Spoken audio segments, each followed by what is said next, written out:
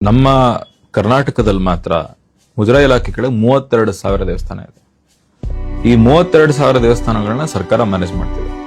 ಹಿಂದೆ ದೇವಸ್ಥಾನಗಳಿಗೆ ಮಾನ್ಯಗಳು ಅಂತಿತ್ತು. ಈ ಎಕ್ಸಾಂಪಲ್ ಯಾವುದೋ ಒಂದು ದೇವಸ್ಥಾನ, ಅದಕ್ಕೊಂದು 5 ಎಕರೆ ಜಮೀನು ಇತ್ತು, ಆ ಜಮೀನಲ್ಲಿ ಆದಾಯ ಬರ್ತಿತ್ತು, ದೇವಸ್ಥಾನ ನಡೀತಿತ್ತು.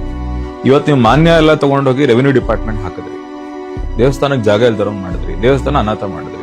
ಇವತ್ತೇನ್ ಕರೆದ್ರಿ ದೇವಸ್ಥಾನ A-B-C ಅಂತ ಹೇಳಿದ್ರಿ. ಎ ಆಧಿಕ ಜಾಸ್ತಿ ಇರುವಂತದ್ದು, ನೆಕ್ಸ್ಟ್ ಬಿ ಇನ್ನೊಂದಷ್ಟು ಆಧಿಕ ಇರೋದು, ಸಿ ಆಧಿಕ ಇಲ್ದಿರುವಂತದ್ದು ಮಾಡಿದ್ರು.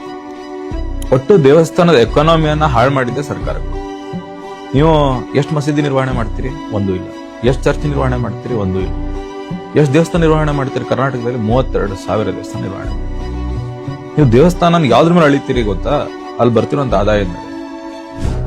ಈ ಇಂಟಿಗ್ರಿಟಿ ಸೆಕ್ಯುಲರಿಸಮ್ ಬರೀ ನೀವು ಹಿಂದೂಗಳಿಗೆ ಅಪ್ಲೈ ಮಾಡಿದ್ರೆ 32,000 ದೇವಸ್ಥಾನ ನಿರ್ವಹಣೆ ಮಾಡ್ಕೊಂಡು ಯಾವ ಜನನೂ ಸಹಿಸಲ್ಲ. ಮತ್ತೆ ಇಡೀ ದೇಶದಲ್ಲಿ ಪರಿಸ್ಥಿತಿ ಇದೆ ದೇವಸ್ಥಾನಗಳು. ಸರ್ಕಾರಗಳು ಬಿಡಿ, ಇವತ್ತು ಸರ್ಕಾರ ಇರುತ್ತೆ, ಮತ್ತೊಂದು ಸರ್ಕಾರ ಬರುತ್ತೆ ಹೋಗುತ್ತೆ, ಆದ್ರೆ ಇವತ್ತಿನ ದೇವಸ್ಥಾನಗಳ ಪರಿಸ್ಥಿತಿ ನೀವು ನೋಡಿದ್ರೆ ಚಿಂತಾಜನಕ ಇದೆ ಬಹಳ ದೇವಸ್ಥಾನಗಳು.